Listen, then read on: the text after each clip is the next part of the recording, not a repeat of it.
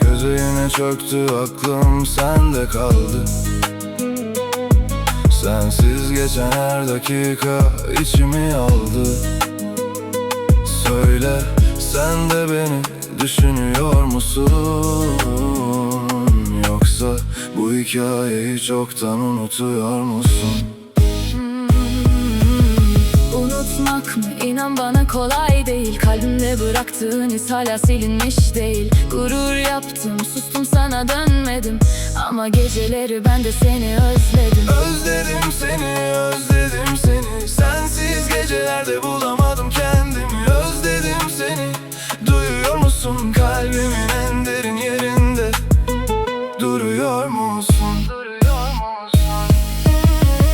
Aradım seni, telefon elimde. Bir alo desem değişir dünya bir anda. Kırıldım sana ama kızamıyorum. Adını duyunca hala susamıyorum. Ben de bekledim senden bir haber. Her gelen mesajda belki dedim yeter. Ama sen sustun, ben de sustum. İki gururlu insan, sevgiyi kaybettik. Belki hata bendeydi, kabul ediyorum. Seni kaybedince değerini biliyorum. Geri dön desen hiç düşünmem. Bu kez ellerini bırakmam, söz veriyorum.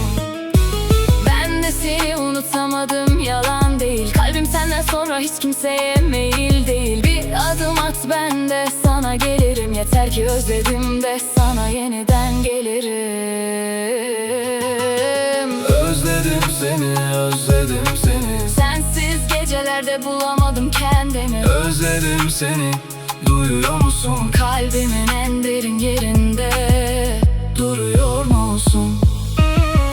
Bir gece ansızın kapına gelsem, Neredeydin diye sana sorsam, özledim deyip sarılsam sana, ben de deyip kalsam yanında.